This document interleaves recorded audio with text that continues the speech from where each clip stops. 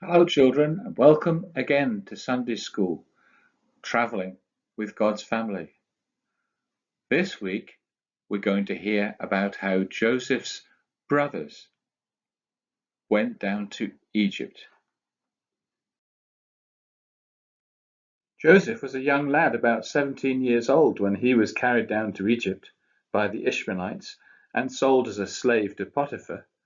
Now, he was about 30 years old. Meanwhile, what had happened to his father and brothers? His father was becoming an old man. All of his brothers except little Benjamin were married, with wives and children of their own. The famine was in the land of Canaan too, as well as other countries.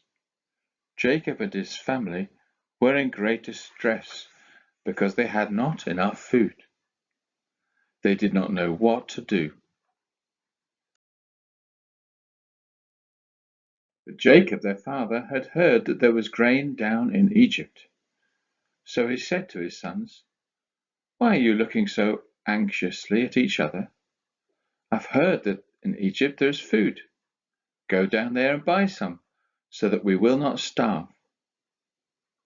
So Jacob's 10 oldest sons went down to Egypt to buy food, but Benjamin did not go with them, for his father was afraid to let him go on a long journey.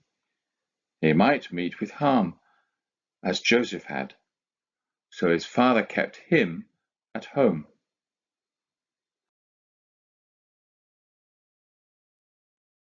One day, as Joseph was selling grain to all the men who came to buy, he looked up and saw 10 men from his own country, the land of Canaan. They came like all the others and bowed themselves before him with their faces to the earth. It was the custom for men in that country to bow in this way before a great lord. Suddenly, Joseph saw that the 10 men from the land of Canaan were his own brothers. He knew them, for they looked just the same as when he had seen them last, except they were a little older. They wore just the same kind of clothes. They also spoke Hebrew, and Joseph understood all that they said.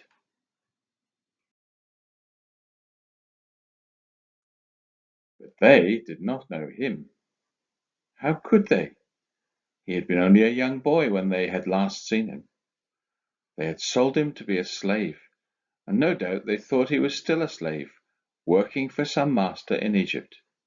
They did not expect to see him in Egypt, and certainly they did not expect to see him as a ruler in the kingdom of Egypt, the highest ruler except Pharaoh himself.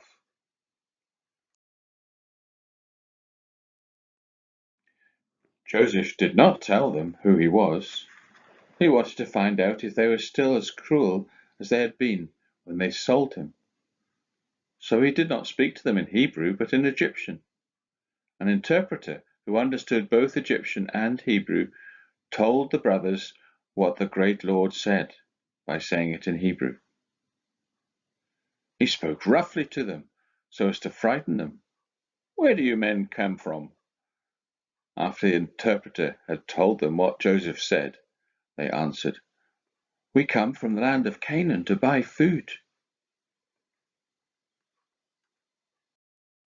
Joseph suddenly remembered his dreams about the 11 sheaves of wheat which bowed down to his sheaf, and about the sun and the moon and the 11 stars which bowed down to him. Joseph saw that his dreams had come true at last. But he kept on talking roughly to his brothers. "No, no, you did not come down here to buy food. You came to spy out the land. You must be spies, and you came here to find out how your country can make war on us." The brothers were terrified. "My lord, we are your servants. We are all good men. We are brothers, and we are the sons of one man. The youngest is still at home with our father, and one is dead." But Joseph would not believe them. "Send one of you back home to bring your brother here. I'll keep you in prison till he comes back with your youngest brother, so that I can prove whether there's any truth in what you say. If you have not spoken the truth, then you are spies." Joseph put all his brothers into prison for 3 days. After 3 days, Joseph let them out of prison. He said to them, "I'll not keep you all in prison, for I believe in God. I will keep only one of you here. The rest may go back and carry food to your families, for they may be starving. When you need more food, you must bring your youngest brother with you. Then I will know that you are speaking the truth." They said to each other, "It's our punishment for treating our brother Joseph so cruelly. We would not let him go when he begged us. Now God is punishing us."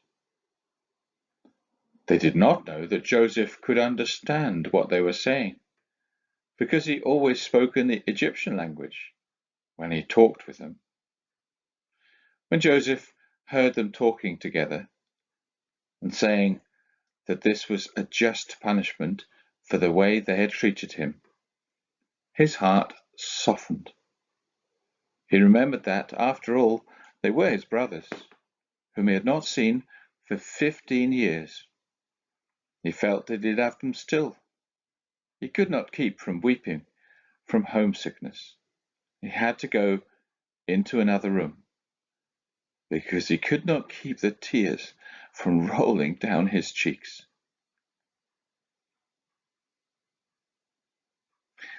Yet he did not want to tell them who he was. They were not sorry enough. He knew they would soon come back again to buy grain. Then he would tell them who he was.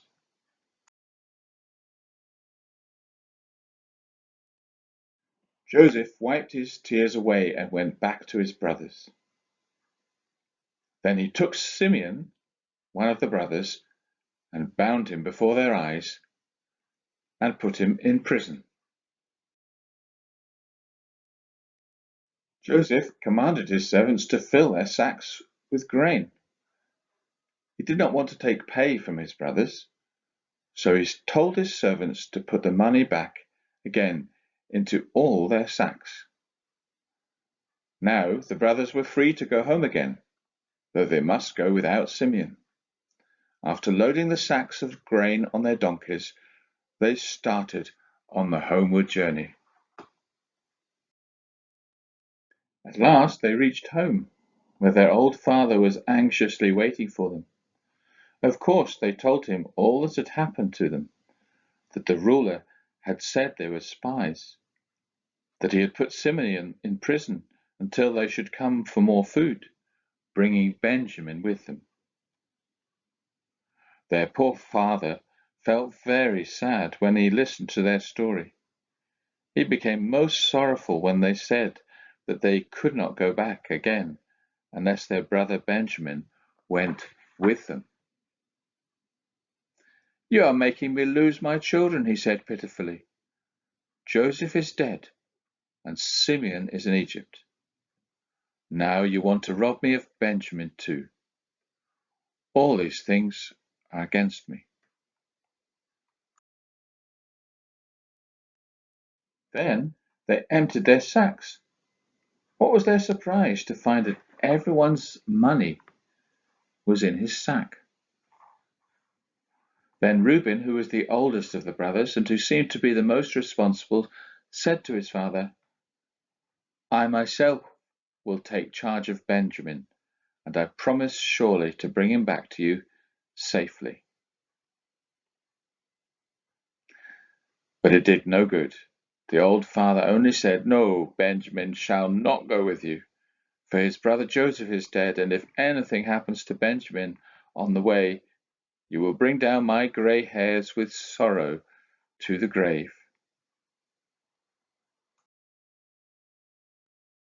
Well, that's it for this week, children. We'll have to wait till next time to hear how the story finishes.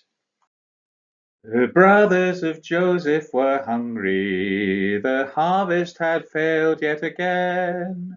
So Jacob did send them to Egypt, where Joseph with wisdom did reign. Joseph, dreamer, will everyone bow down for you, for you? God's plans fail not, the dreams that he gives will come true. Young Benjamin stayed with his father, as he was his favorite alone. For Jacob thought Joseph had perished, but Joseph ruled on Egypt's throne. Joseph, dreamer, will everyone bow down for you, for you? God's plans fail not, the dreams that he gives will come true. The brothers bowed down before Joseph, but they did not know it was him. Then Joseph accused them of spying and made them aware of their sin. Joseph, dreamer, will everyone bow down for you, for you? God's plans fail not, the dreams that he gives will come true.